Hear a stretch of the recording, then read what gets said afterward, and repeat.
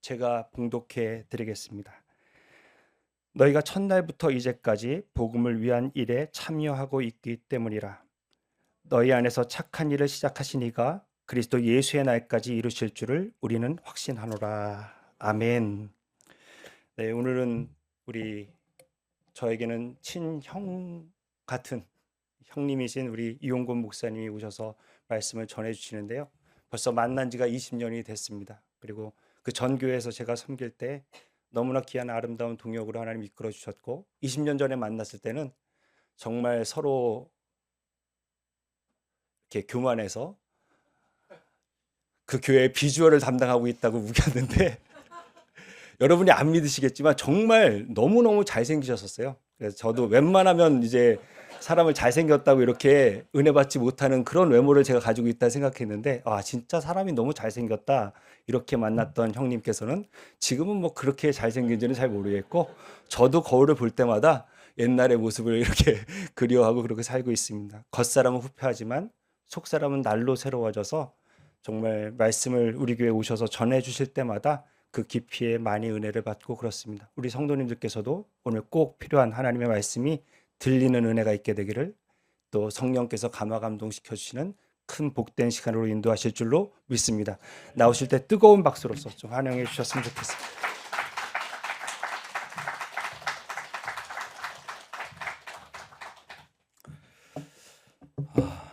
할렐루야. 네, 반갑습니다. 여러분들 교회가 세워지는 모습들을 어떻게 보면 가끔 들려서 여러분들과 만나고 또 교제하는데, 교회가 세워진다는 건 참 귀한 일 같아요. 그리고 쉬운 일은 아닌 것 같습니다. 그런데 여러분들이 10여 년 동안에 하나님께서 이 교회를 이끌어 오셨고, 또 이 교회를 통해서 하나님 하신 일들을 또 기대하면서 또 꿈꾸며 나아가는 또 그런 교회가 되었으면 좋겠습니다. 여러분, 지난번에 제가 재작년에 들려서 여러분과 함께 말씀을 나눴고 거의 2년 만에 뵙는 것 같은데, 올해가 그레이스 교회가 11년 차 10주년이 다가오는 거죠. 네. 다들 너무 고생하셨습니다. 여러분, 그 성경에 이런 말이 있죠. 에베네셀이라고 말이 있습니다. 다들 너무 좋아하시는 말씀일 텐데, 하나님이 여기까지 도우셨다라고는 고백입니다. 그래서 그것을 기념해서 돌비를 세우고, 하나님 우리를 도우셨다는 것을, 그 의미를 잊지 않기 위해서 돌비를 세웁니다. 그 에베네셀은 지금까지 우리를 도우셨다는 하나님의 은혜를 기억하는, 과거를 기억하는 비석이기도 하지만, 그 하나님이 앞으로 미래에 우리를 인도하실 것이라고 하는 신뢰로 고백하는 기념비가 에베네셀입니다. 10년 동안에 여러분들이 교회를 세워가고 섬기는 일에 오늘까지 오셨는데, 이제 지금까지 지켜주신 하나님께서 신실하게 또 다음을 이끌어 주실 거고 교회를 세워가실 것이라는 믿음을 가지고 믿음으로 나아가는 올해 한 해가 에베네셀의 해가 되기를 주님의 이름으로 축복합니다. 예전에 여러분도 읽었겠지만요, 저는 제가 읽었던 책 중에서 제 삶에 큰 충격처럼 다가왔던 책이 하나가 있는데, 그 책이 팬인가 제자인가라고 하는 책입니다. 이 책은 우리 그리스도인들의 모습을, 우리가 살아가면서 흔히 볼 수 있는 스포츠 경기의 군중들, 그런 팬의 모습들을 보면서 비교하고 있는 거예요. 그러면서 그 모습을 안에서 진정한 제자의 삶이 무엇인지를 생각하게 만드는 그런 책이었습니다. 모든 스포츠에는 다 팬이 있죠. 선수들도 있고 팬이 있습니다. 자기가 좋아하는 선수들의 이름이 새겨진 유니폼을 입고 다니는 사람들도 우리가 흔히 볼 수 있는데요. 얼마 전에 한국의 손흥민 선수가 미국의 LAFC로 이적을 하면서 한 달 동안에 유니폼을 판매한 그 유니폼 판매량이 150만 장이에요. 150만 장. 그거 엄청난 수입니다. 그래서 이게 어느 정도인지 잘 다가오지 않아서 이게 체크해 보니까, 축구의 신이라고 불리는 메시가 LA 미국으로 이적하고 나서 한 달 동안 판매한 양의 3배입니다. 이거 대단한 거죠. 역사 속에서 굉장히 큰 충격이었어요. 얼마 전에 그 손흥민이 밴쿠버에 플레이오프 서부 컨퍼런스가 있어서 준결승에 밴쿠버와 LAFC가 경기를 하는 그 경기가 있었습니다. 그래서 저희 아들하고 갔거든요. 거기 구장이 4만 5천 석이 넘는 구장이, 아니 5만 3천 석이 넘는 구장인데 거의 다 매진됐습니다. 제가 거기에서 한인들 진짜 아는 분들을 너무 많이 만나고 모든 밴쿠버에 있는 목사님들이 다 오셨더라고요. 야, 서로 민망해갖고요. 그날이 토요일이었는데 아는 척도 못하고. 근데 너무 대단한 경기였어요. 거기서 사람들이 막 응원을 하면서 도대체 우리는 밴쿠버를 응원해야 되는 거야? 손흥민을 응원해야 되는 거야? 이 정체성의 혼란도 느끼면서.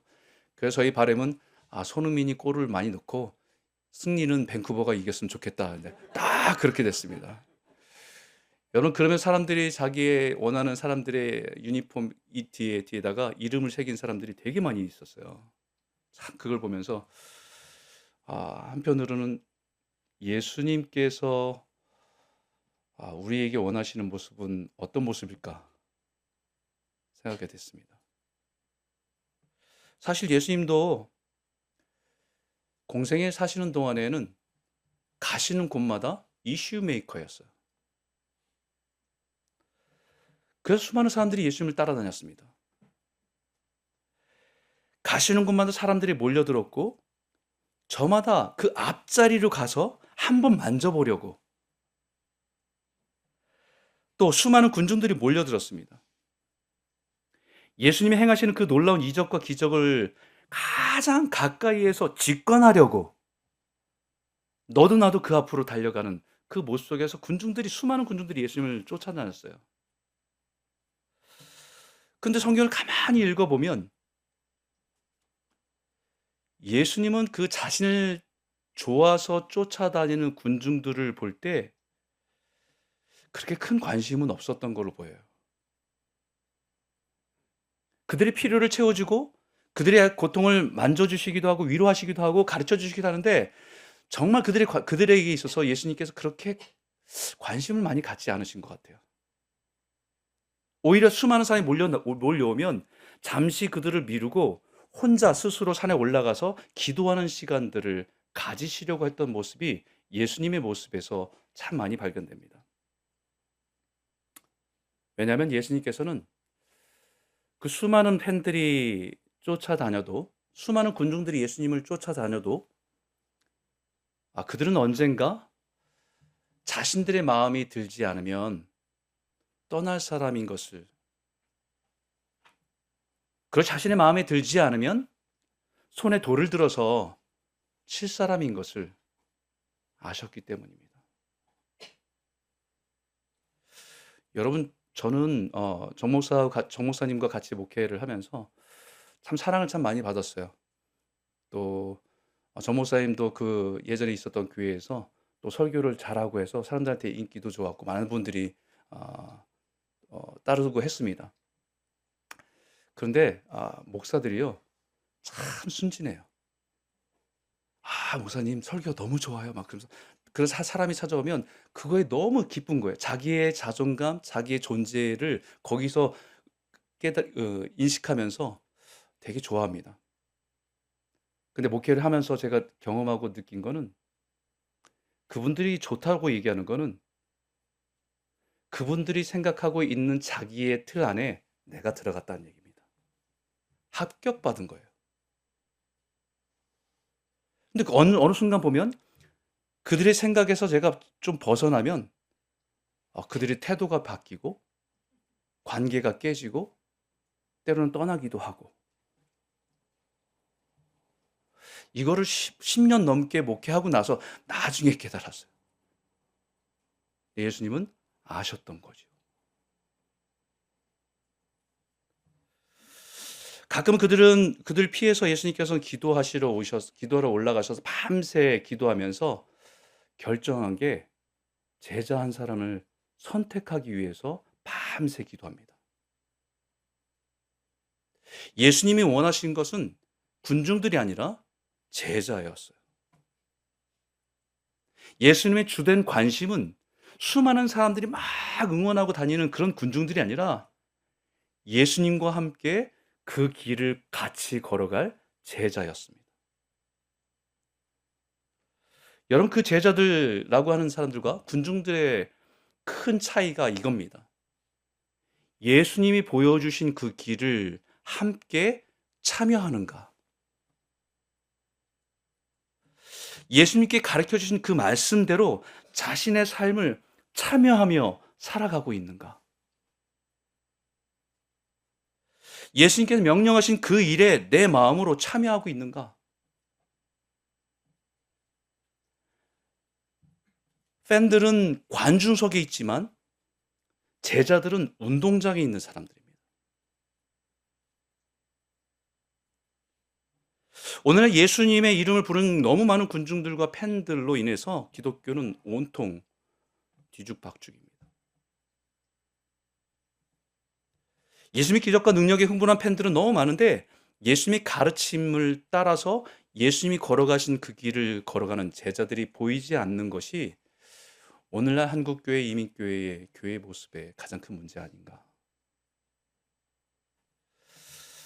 저는 그래서 이 그레이스 교회가 이제 10년 차 되는 이 해에 다시 여러분들의 교회 비전을 가슴에 품고 일어나라 교회여라고 하는 이 슬로건과 함께 교회를 이 땅에 세우신 그 목적, 그것은 우리에게서 시작된 우리들의 꿈이 아니고 하나님이 이 세상을 향한 하나님이 원하신 그 꿈을 꾸어가며 우리가 그 일에 참여하는 것이 교회입니다.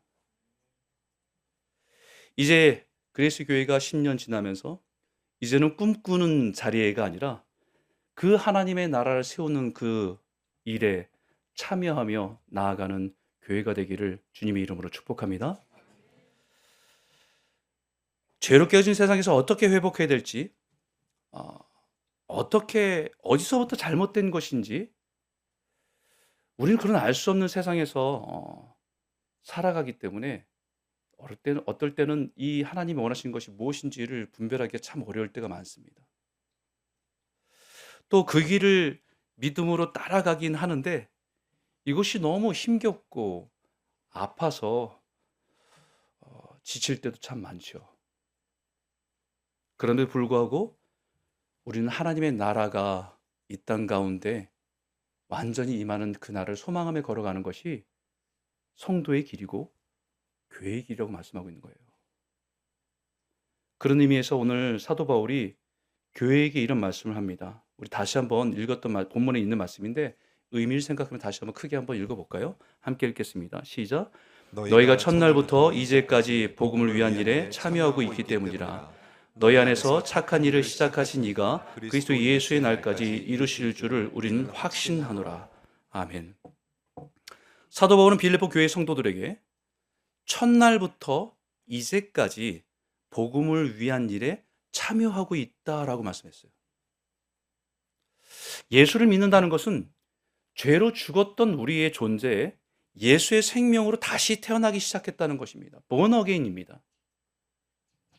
예수를 나의 구주로 믿는다는 것은 예수의 생명을 가지고 태어난 첫날부터 이제까지 복음을 위해서 그 일에 참여하고 있다라고 말씀하고 있는 거예요. 여러분, 그럼 질문 하나 드리겠습니다. 한번 마음으로 대답을 해보세요. 여러분들에게는 이 첫날이 언제입니까?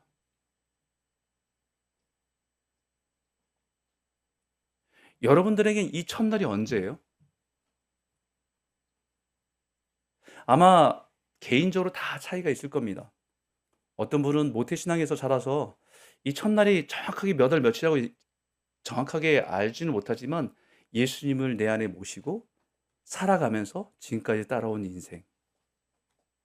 또 어떤 분들은 어떤 인생의 고비에서 극적으로 하나님을 영접하고 만나서 내가 예수 믿기로 결정하고 돌아서서 성도가 돼서 걸어온 인생. 그 첫날서부터 우리는 복음에 참여하고 있다라고 말합니다. 이 참여한다는 단어가 코이노니아예요. 여러분, 많은 사람들이 코이노니아 그러면 성도들끼리 교제하고 사귀고 친교하고 이 정도로 이해하는데 그래서 뭐 같이 만나서 밥도 먹고 또 같이 운동도 하고 등산도 하고 여행도 가고 뭐 이런 것을 성도의 교제라고 생각하는데 그것은 아주 이 코이노니아의 단어의 아주 극히 작은 일부분입니다. 이 교제라고 하는 것은 진정한 성도의 교제입니다. 복음 안에서의 만남입니다. 예수 안에서 서로를 만나고 예수 안에서 내가 예수 때문에 이 사람의 인생에 참여하는 것이 그것이 코이노니아입니다. 한 사람의 고통을 듣고 아픔을 들으면서 내 개인적인 삶이 아니라 예수 때문에 그 사람의 인생에 참여하는 것이 복음으로 교제하는 코이노니아입니다. 왜냐하면 우리는 우리 인생에 우리가 예수 믿을 때에 그 생명으로 다시 태어나 그 생명이신 예수가 우리 안에서 우리의 삶에 참여하기 시작한 것이 예수를 믿는 거예요. 너희 안에 내가 거하고 내 말이 너희 안에 거하기 시작했다고 말씀하는 것처럼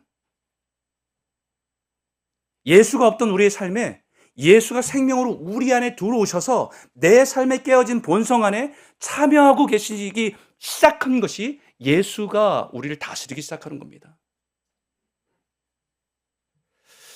주님이 먼저 우리 안에 들어와서 죄로 깨어진 우리의 삶에 참여하신 것이기 때문에 그것을 여기에 너희 안에서 착한 일을 시작하신 이렇게 표현하고 있어요.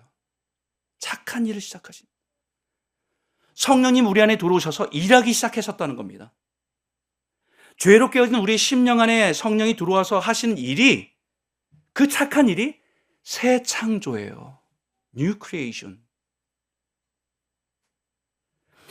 그런즉 누구든지 그리스도 예수 안에 있으면 새로운 피조물이라 New creation. 이전 것은 지나갔으니 보라 새 것이 되었도다라고 말씀하는 그 새로운 창조가 성령이 우리 안에 들어오셔서 하시는 일입니다. 여러분 우리가 매일 성경 이 창세기 1장서부터 계속 지금 묵상하고 오지 않습니까? 천지를 창조하시는 모습을 묵상해 보십시오. 그때의 모습을 생각해 보십시오. 하나님께서 창조하실 때 이런 모습을 말씀했습니다. 땅이 혼돈하고 공허하며 흑암이 깊음 위에 있고 하나님의 영은 수면 위에 운행하시니라. 여기엔 반으로 나눠서요.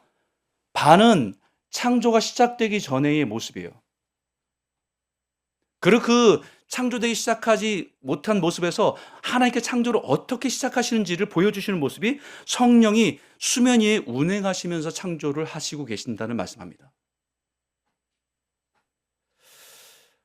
창조 이전의 모습은 혼돈과 공허와 깊은 어둠에 쌓여 있습니다.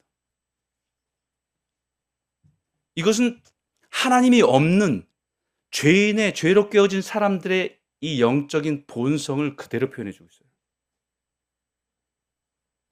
혼돈이라고 하는 것은 formless입니다. without form이에요. form이 없습니다. 형태가 없는 거예요. 내가 누군지,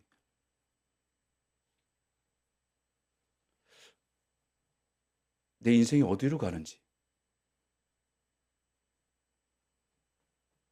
어떻게 사는 게 옳은 건지 알 수 없는 상태. 그런 삶이 공허하죠. empty입니다. 무엇인가 열심히 살았다고 생각했는데 돌아보면 아무것도 없어요. 무엇인가 세상에 좋은 것을 다 내 삶에 끌어다가 채우고 살았는데 여전히 공허함이 채워지지 않아요.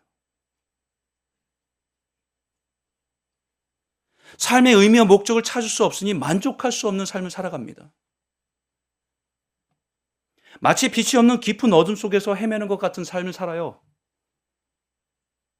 우리가 어두운 데 들어가면 시간이 지나면 동공이 확장되면서 좀 사물들을 인식하게 되는데 그런 어둠이 아니에요. 아예 아무것도 보이지 않는 어두워서 허우적대며 살아간 인생이었다는 것을 말합니다. 그런 존재에 예수님은 우리 안에 들어오셔서 빛이 있으라 라고 하는 말씀으로 우리를 영혼을 비추시고 우리 영혼을 새롭게 창조하셔 가는 것이 새로운 일이고 그것이 착한 일이라 말씀하는 겁니다. 이 착한 일이라고 하는 것은 아가토스라고 하는 단어인데요. 내가 어떤 자비를 베푸고 친절을 베푼 이런 우리의 행위에서 나오는 선이 아니라 하나님 보시기에 좋았다는 말씀이에요. 하나님이 창조하시면서 만물을 보시면서 보시기에 좋았다라, 보시기에 좋았다라, 보시기에 좋았다라고 말씀하는 모습입니다. 그 만물 가운데 하나님의 영광을 드러내는 모습이 가득 차 있는 모습. 하나님의 형상으로 지음받은 사람들 안에서 하나님의 이미지하고 형상이 그 영광을 드러내는 모습. 그 모습을 보면서 보시기에 좋았다라고 하시는 말씀이에요. 바로 그 일을 성령이 우리 안에 들어오셔서 새로운 창조를 하시는 모습이 그와 같다라는 거예요. 예수를 믿는다고 하는 것은 혼돈과 공허와 어둠에 쌓였던 우리 영혼이 예수 안에서 내가 누군지를 발견하기 시작합니다. formless, 내가 누군지를 몰랐던 사람이 내가 하나님의 형상을 지음받은 하나님이 사랑하는 존재구나. 이것을 발견하기 시작하는 거예요.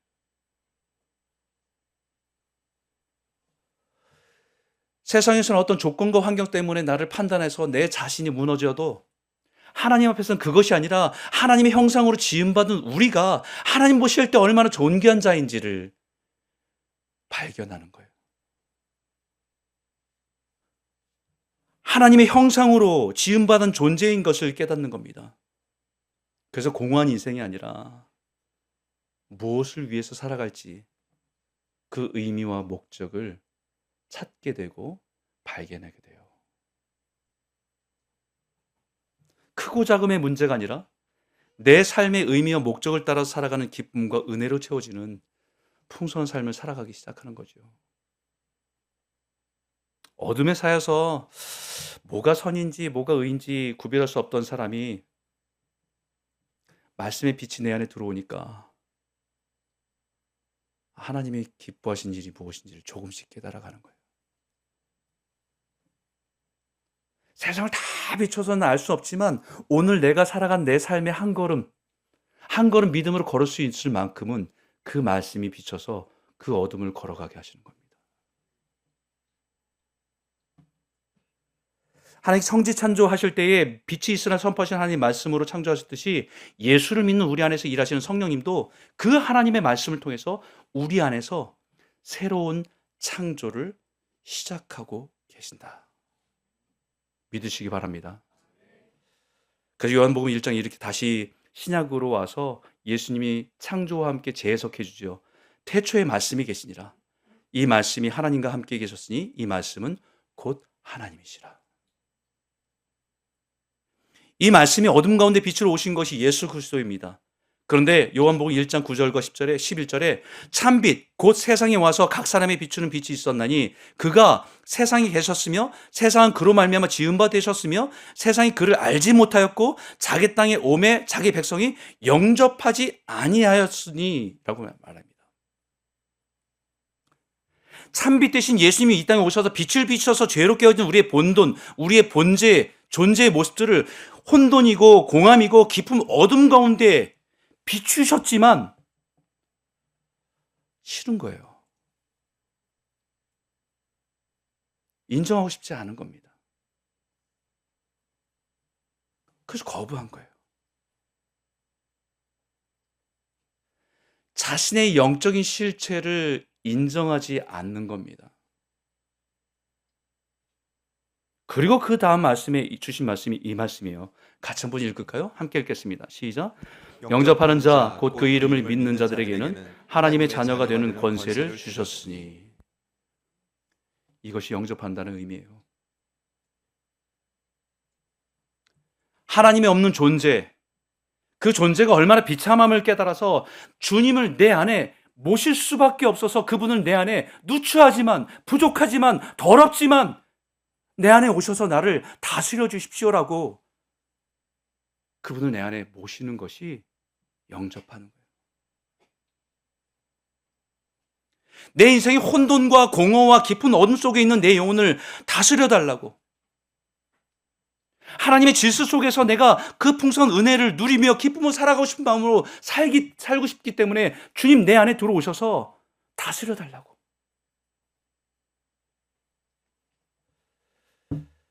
그것이 주님이 복음으로 우리 삶에 참여하기 시작하십니다. 이때부터 우리는 주님과 코이노니아, 교제가 시작되는 거예요. 이것이 거듭남입니다. 예수의 생명이 복음으로 우리 안에서 일하기 시작하시는 것이요. 너희가 첫날부터 이제까지 복음을 위한 일에 참여하고 있기 때문이라. 너희 안에서 착한 일을 시작하신 이가 그리스도 예수의 날까지 이루실 줄을 우리는 확신하노라. 죄롭게 하던 우리의 심령 안에 일어나는 새 창조는요, 우리가 예수를 영접한 첫날부터 언제까지요? 언제까지요? 그리스도 예수의 날까지. 우리 안에 들어오신 성령님이 우리 안에서 일하시는 새 창조, 우리의 죄로 무너진 우리의 성품을 깨트리고 부시고 다시 세워가는 새 창조를 하시는 일들이 첫날부터 언제까지? 예수 그리스도의 날까지 일어난 일입니다.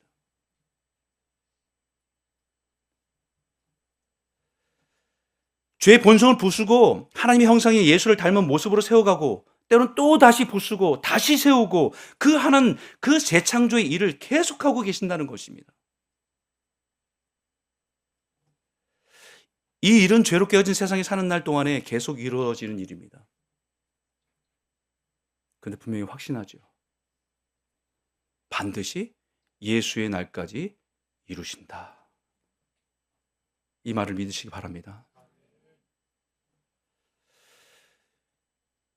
여러분 스페인 바르셀로나 가면, 저도 못 가봤는데 언제 한번 가볼 기회가 있겠죠? 사그라다 파밀리아라고 하는 유명한 건축물이 있어요. 많이 들어보셨을 겁니다. 그죠? 이 사그라다 파밀리아라는 단어가 거룩한 가족이란 뜻이에요. 이 성당은 안토니 가우디에 의해서 1882년에 착공을 시작했습니다. 근데 아직도 완성이 안 됐어요. 건축을 맡았던 가우디는 1926년에 이 건축을 하다가 전차 사고로 갑작스럽게 세상을 떠납니다. 그때의 이 건축 이 퍼센테이지 완공도는 25% 미만이었습니다. 그리고 스페인 내전으로 인해서 다시 공사가 진행되다가 또 공사가 중단되고, 그 다시 시작하는 가운데 가우디가 이 원래 건축하려고 만들었던 설계도가 불타서 없어지고, 그래서 가우디 제자들과 후대 건축가가 다시 파괴된 모형의 파편을 하나하나 다시 맞춰가면서 이 가우디 정신을 복원해서 다시 건축을 시작했는데 때로는 자금이 부족해서 멈추기도 하고, 지금 140년이 지났는데 아직도 완공되지 않고 지어져 가고 있습니다. 근데 올해 안에 완공된다고는 해요. 144년.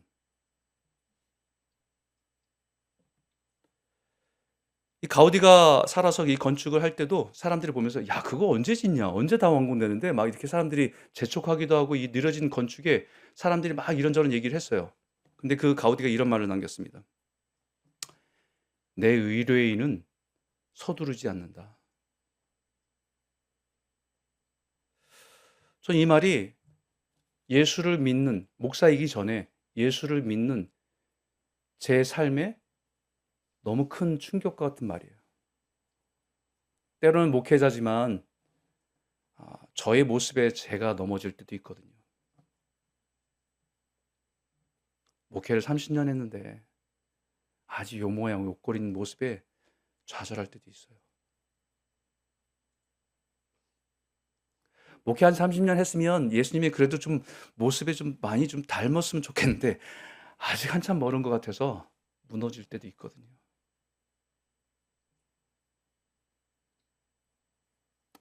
근데 우리 안에 그 우리를 회복시키고 재창조하시고 세워가시는 그분은 서두르지 않으세요. 예수의 복음을 받아들인 그날부터 예수의 그날까지 우리를 이끌어 가시기 때문에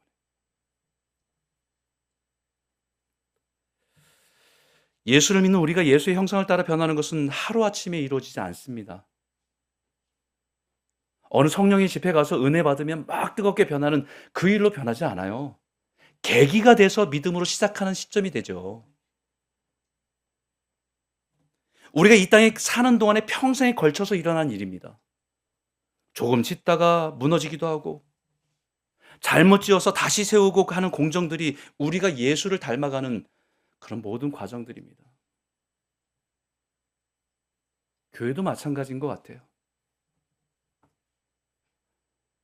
그리스도의 몸을 이룬 우리가 함께 지어져가는 이 그리스도의 몸이 잘 지어져 가다가 때로는 문제에 부딪히기도 하고 어려움이 생기기도 하고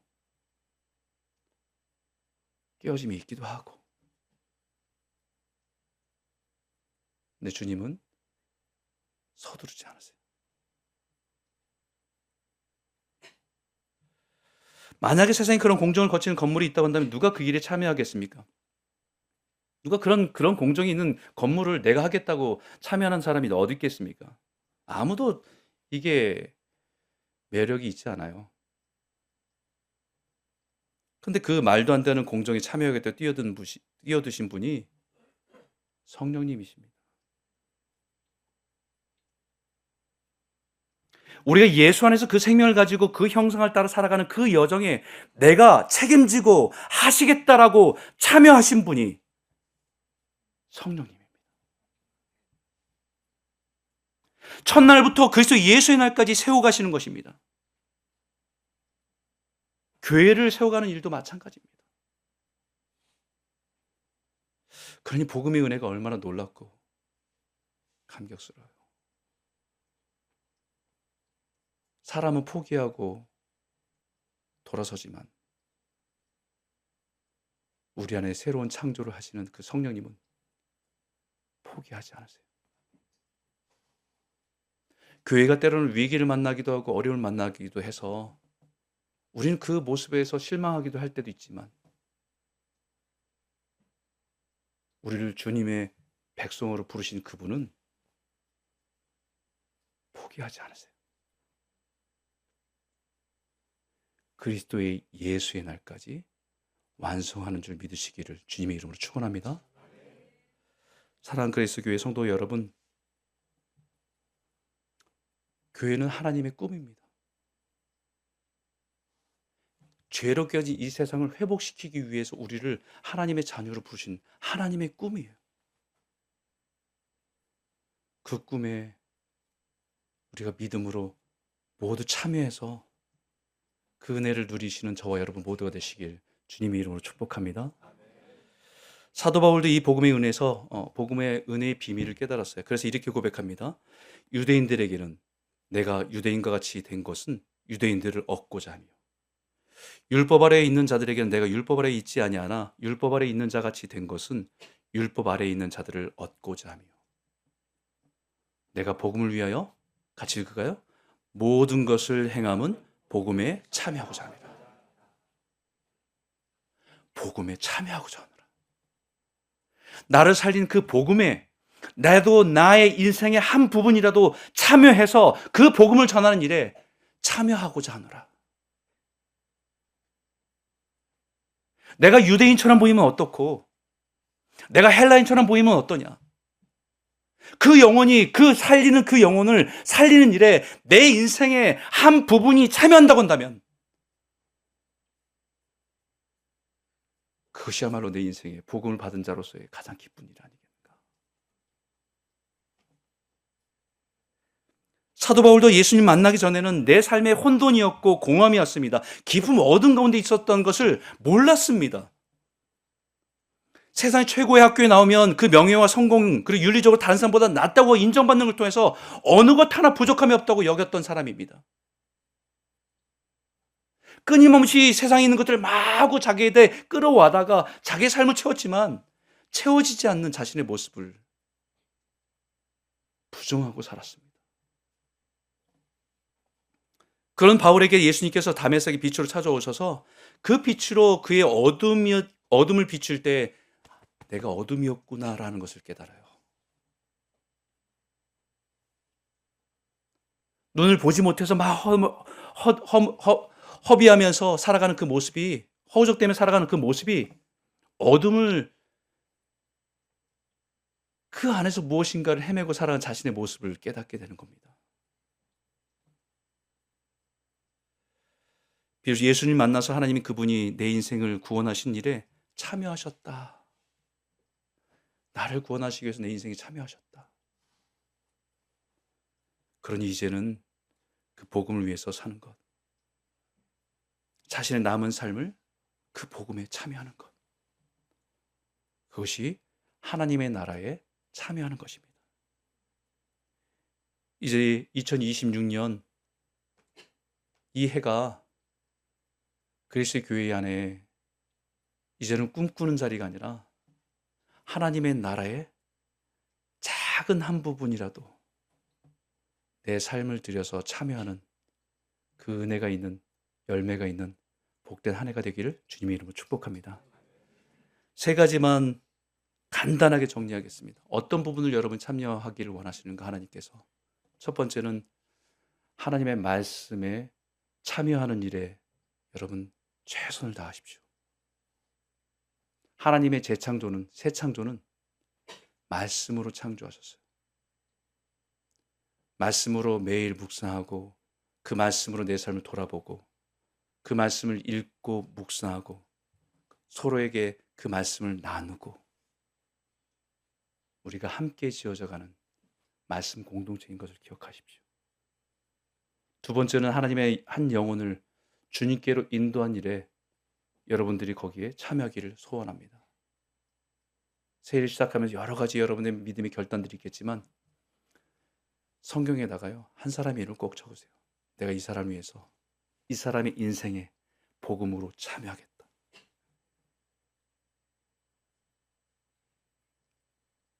이 사람을 예수의 이름으로 내 안에 품는 것, 기도하며 품는 것, 그것이 복음으로 그 사람의 인생에 참여하기 시작하는 겁니다.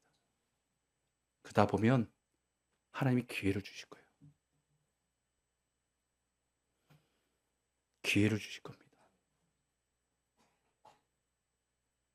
여러분들이 아니어도 누군가에 의해서 하나님께서 그의 인생의 복음으로 참여하도록 부르실 겁니다.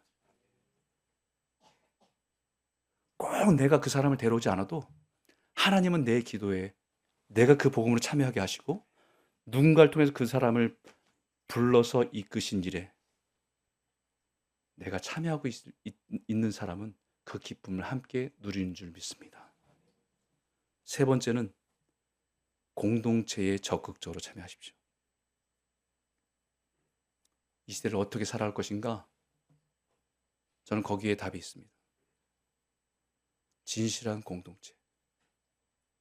저희 교회도 성도님들이 만나서 이렇게 얘기를 나누다 보니요, 8년 되고 9년 되고 막 그랬대요. 서로 어떻게 얼마 정도 아냐고 물어보면 안녕하세요, 잘 지내셨어요? 요거로 8년 왔다는 거예요. 몰라요. 모릅니다.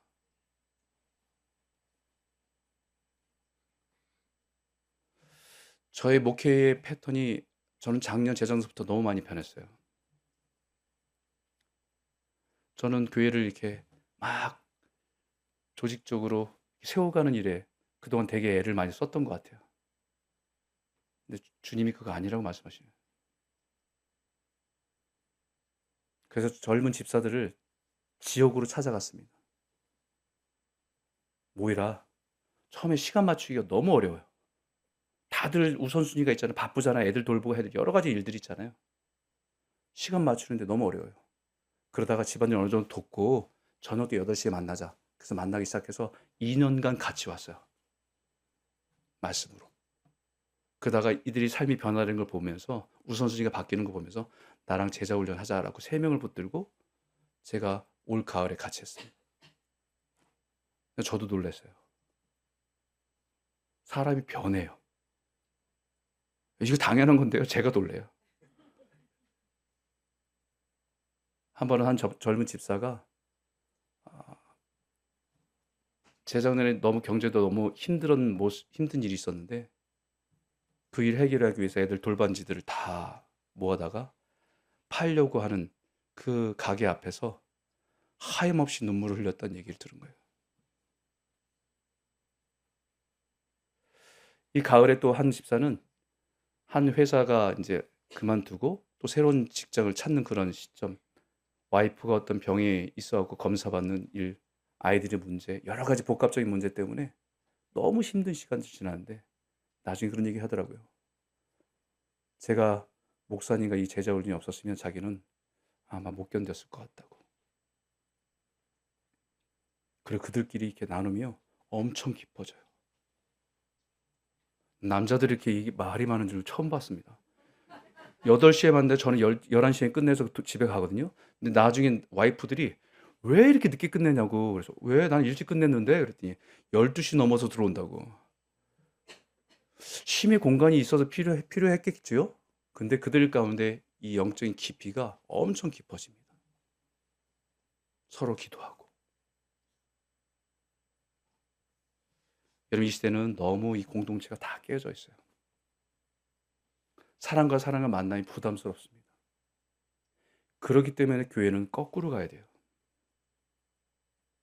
예수 때문에 만나고 예수로 인해서 서로 위로하고 예수의 이름으로 축복하고 예수로 기도해주고 함께 세워져가요. 이런 진실된 공동체 그리스도의 교회가 되기를 축복합니다. 주님은 우리를 하나님의 백성으로 부르셨어요. 우리를 구원하셔서 하나님의 나라의 백성으로 부르신 것입니다. 그렇다고 한다면 이제 우리는 대답을 해야 됩니다. 그 하나님 나라를 바라보고 구경만 하시겠습니까? 아니면 이제 그 하나님 나라에 소유하고 있는 자로서 내 삶에 하나님 나라가 능력으로 임하기를 소원하고 그 하나님 나라에 참여하시겠습니까?